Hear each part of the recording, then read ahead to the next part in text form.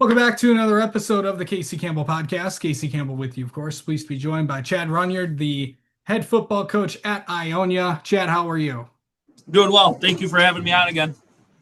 So how's the summer going? I know we're heading into this is kind of the last week of usually how the summer works with the 7-on-7s and all that stuff.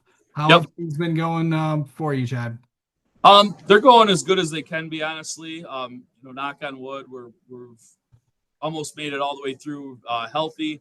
We had a couple, rain outs or lightning outs in there. So we didn't quite get all of our 15 days this year, but we got our last, 7-on-7 thing tonight. And pleased with the progression so far. We show signs that we might have a chance to be okay this year. We're pretty young, so this summer is probably more important than maybe other summers. We had to replace a lot from last year. And our kids have honestly, our attendance in the weight room has never been better since I've been here in 11 years. Numbers have been great. We're just kind of trying to figure out where some of these young guys are going to fit in and, just kind of get them up to speed with the scheme and stuff like that. But overall, summer it's exactly what it's supposed to be. We're improving in terms of scheme. We're trying to meet expectations in terms of how hard we want to play, and then we're getting stronger in the weight room. So, when you look at it from there, it's been a successful summer for us. Yeah. Okay, so speaking of successful, a year that you last year, of course, getting 6 wins and going into the playoffs and having a successful run. Before we get into this year, let's put a bow on 2024. How was that year for you guys, and heading into 2025? I think for our program, getting to that 6 wins in the regular season was important. It'd been a little bit, and it'd been since. It's only the second time it happened since like the early 2000s. So I thought that was, credit to our seniors. We were a little disappointed after the Hastings game. Hastings kind of, had a couple things early that went against us, and Hastings got up, and that's just not a team you want to get down by 2 scores to. And, they played Portland really tough the following week too. So, they were a really good team, and they kind of flexed their muscles on us a little bit. So that part was disappointing, but looking at the season as a whole, we kind of after that, about a month later, you look back and you felt pretty good about what you were able to accomplish. I just, those seniors won a lot of games for our program. And there's just a lot of them. It was weird not seeing some of those guys there. I think of those seniors that graduated last year, I think 6 of them were 3-year starters.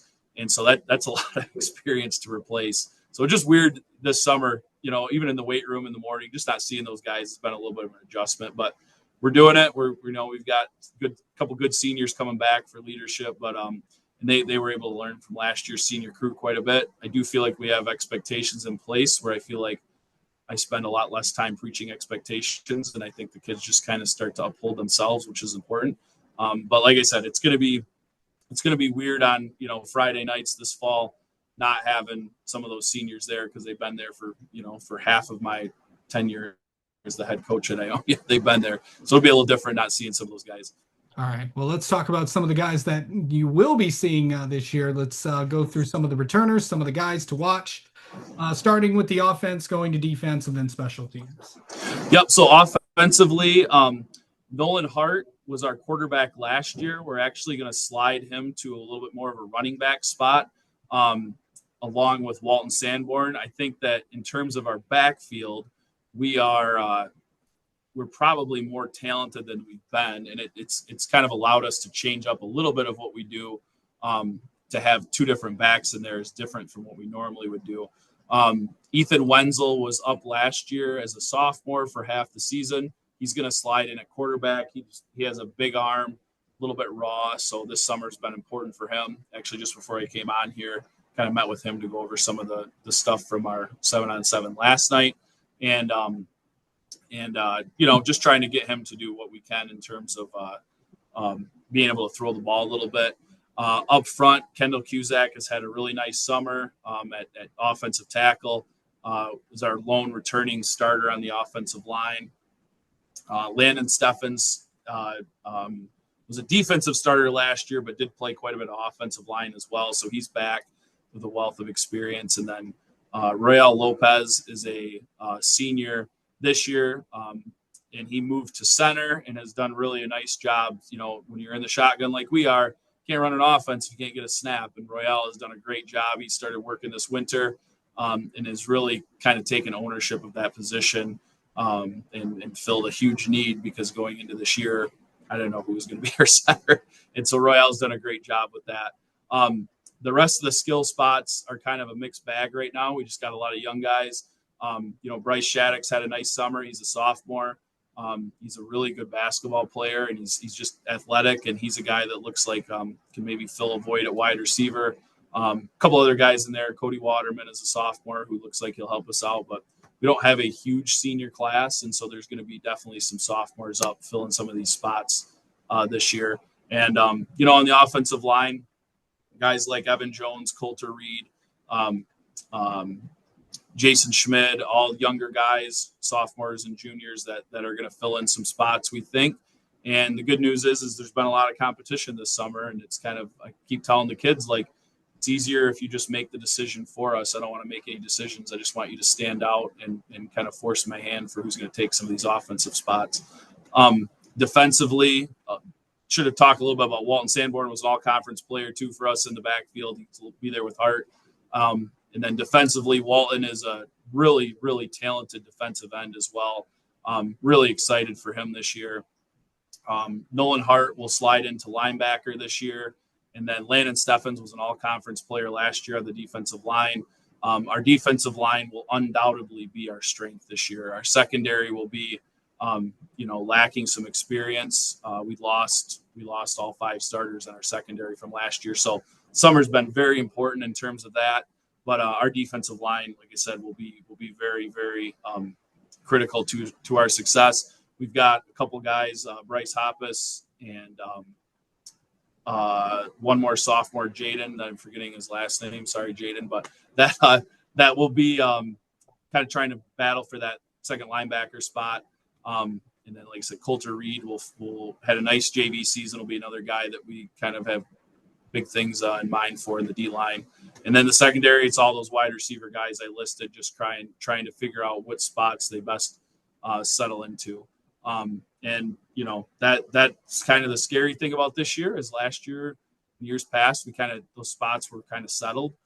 This year they are definitely not, and we probably won't have them settled until after that first week of practice, once we get through our squad scrimmage. So special teams, we got to replace Parker Seidelman. Last year was a really nice kicker for us. Got to replace him as a punter.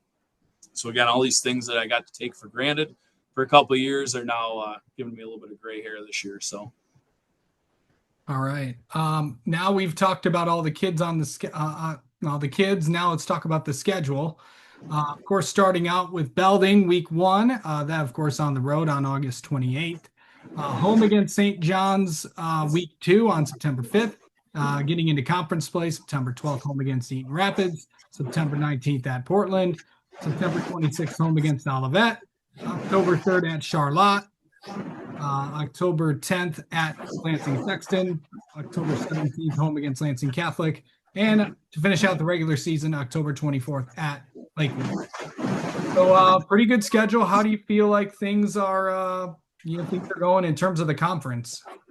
So our conference, I think everybody would agree Portland is probably the favorite in the conference. Other than that, there just isn't many there's just not any weeks off. And so last year we won some close games, fortunately, and got us to 6 wins. But those could have very easily been losses, and might have been a disappointing season then. So, but I think the beginning of our schedule is very critical. Just with Belding is a very physical team. St. John's rotated up to week 2, very physical team, and then Portland, week 4. Those are some of the more physical teams that anybody would face. And so just kind of getting through those 3 weeks, being able to get healthy and hopefully having a little bit of success will be very important for us, because again, like, those are all teams that made the playoffs last year, and just their style of play, and us being a younger, a little more inexperienced team, like, those are games that we're going to find a lot out about ourselves especially the first. Belding's always such a great opener because you always find out how tough you are when you play them, and they'll be just that'll kind of set the tone for our season, especially those first 2 weeks with Belding and St. John's. It's scary to say, but you don't play well those 2 weeks, you're 0-2, and that doesn't feel very good going into week 3 0-2. So you start to feel a little desperate at that point. So those first 2 weeks will be very important for us.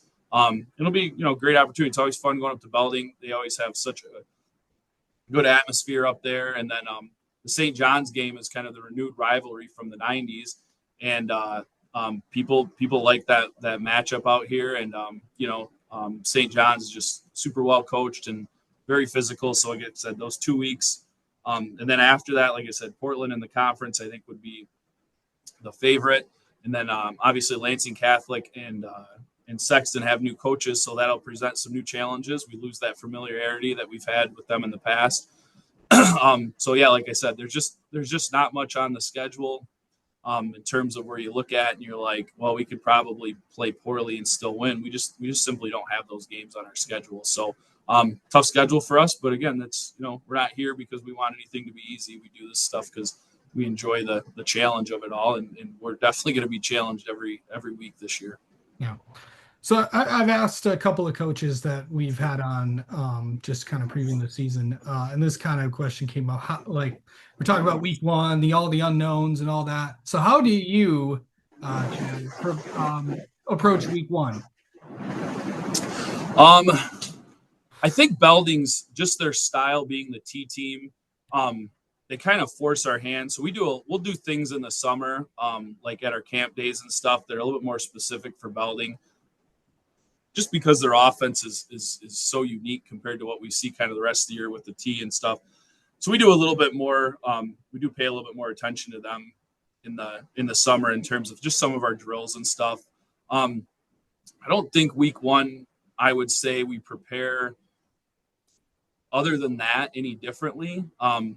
We kind of have our normal schedule. We'll have our first week of practice, put a little bit more emphasis. Like I said, a couple of those things, those indie drill times, we'll do a little bit more Belding specific stuff. But then the week of the scrimmage, we usually make sure we're a little bit preparing a little bit for the teams we're scrimmaging. And then week 1, is all about Belding. So I don't deviate from that too much. I think in high school, my opinion is like, I want to focus a little bit more on us, a little less on our opponent. Like Belding is going to know what we're going to do, and they're going to know, and we're going to know what they're going to do, and vice versa. So like, I want to make sure that our kids are comfortable with what we're doing. And I don't want them to, only be thinking about Belding, because the reality is the next week we have to play another opponent. And if you're only thinking about Belding in your preparation all summer, what do you do in week 2? So I don't know. I don't know if that answers it, but that's kind of how we approach it. We put a little extra emphasis on it when we can, but we don't overdo it, I don't think.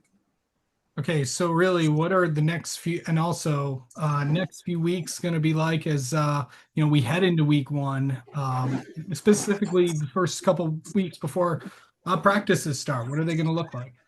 So this week, we've had a really busy beginning of the week, and then so we had like morning lift Tuesday, Wednesday, Thursday this week is what we'll do. We've had evening stuff then, like competition stuff, those 7-on-7 type things tonight and tomorrow. Last night and tonight.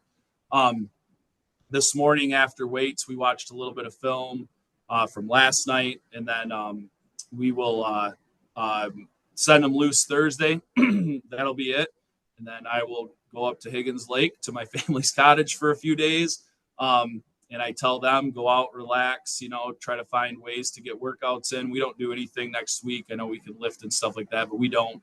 We just choose to send them off. Like, we're going to spend so much time together. I feel like it's like a kind of a nice break. Like, they've heard my voice enough at this point. They can have a break from it for 9 days. And then, once we start August 11th, they won't stop hearing my voice until the season's over.